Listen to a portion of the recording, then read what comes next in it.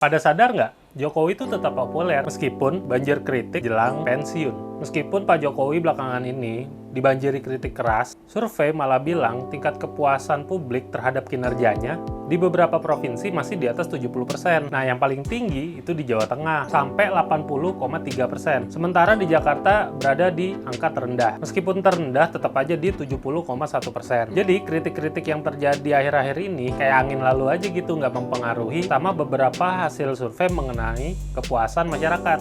Nah, survei dari Katadata dan Poltreking ngasih tahu kalau orang-orang di Jawa Tengah masih cinta banget sama Jokowi. Bahkan survei Poltreking bilang 86,5% warga Jateng sangat puas dengan kinerja beliau. Meskipun kita sama-sama tahu ya, akhir-akhir ini banyak banget omongan atau isu yang menuai kontroversi terkait Jokowi dan keluarganya. Contohnya aja kontroversi politik dinasti. Sampai Tempo juga nulis laporan khusus yang berjudul 18 Nawadosa Jokowi. Edan nggak tuh? Tapi ya gitu deh. Kalau kita bicara survei, selalu beda cerita.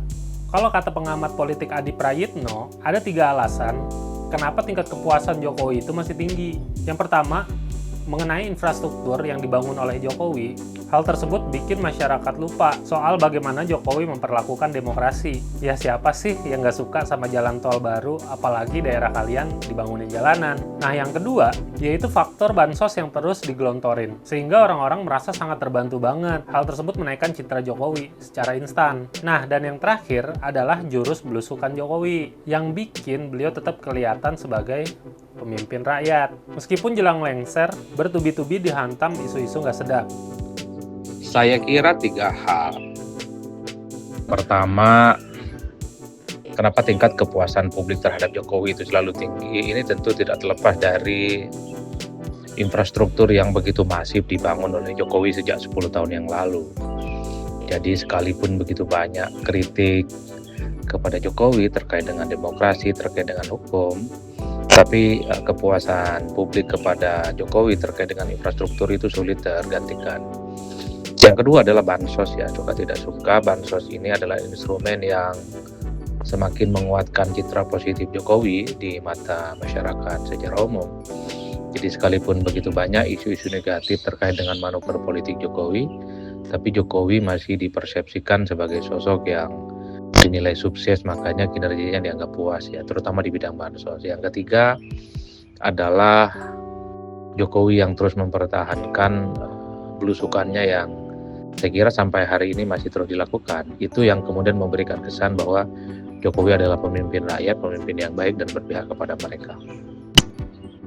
Ya itulah, banyak protes, banyak yang menganggap kebijakan Jokowi tidak berpihak kepada warga, termasuk revisi undang-undang pilkada gitu ya, yang ingin memasukkan Kaisang menjadi calon kepala daerah dengan usia ya tersebut gitu ya.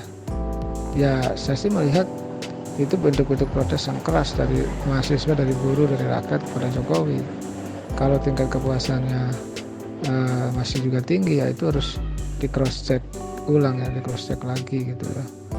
Respondennya siapa gitu kan, itu kan sampling ya begitu. Jadi harus dinilai apakah memang betul-betul survei itu representasi dari keadaan masyarakat atau seperti apa, harus dijelaskan oleh yang melakukan survei. Ya kita tunggu saja ada survei-survei yang lain yang objektif itu sebagai pembanding gitu, untuk melihat tingkat kepuasan kepada Jokowi, apakah tetap konsisten, turun apa naik, atau atau stagnan kan begitu.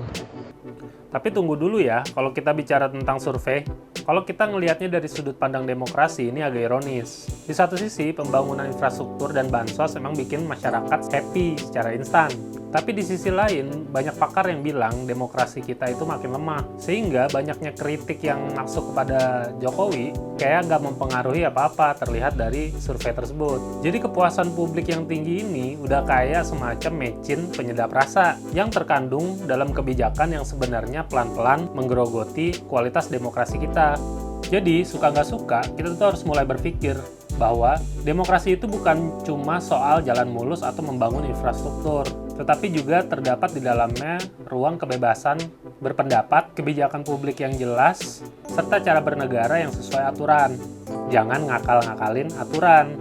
Nah, ada satu kutipan yang pas banget menggambarkan situasi saat ini, yaitu kutipan dari Bung Hatta. Bung Hatta bilang demokrasi bukanlah tujuan akhir, tetapi sebuah proses di mana kita bisa terus memperbaiki kehidupan bersama. Coba sekarang kita bertanya pada diri sendiri, saat korupsi udah makin ngeri kayak gini, penegakan hukum yang kurang paten, gaya hidup keluarga pejabat yang makin jauh dari realitas sosial masyarakat bawah, demokrasi kita apakah masih dalam proses tersebut? Atau malah jalan di tempat? Atau lebih parahnya, mundur? Sekian dari gue, Dado, ngompol, ngomongin politik. Tulis di kolom komentar buat kalian yang percaya sama hasil survei tersebut.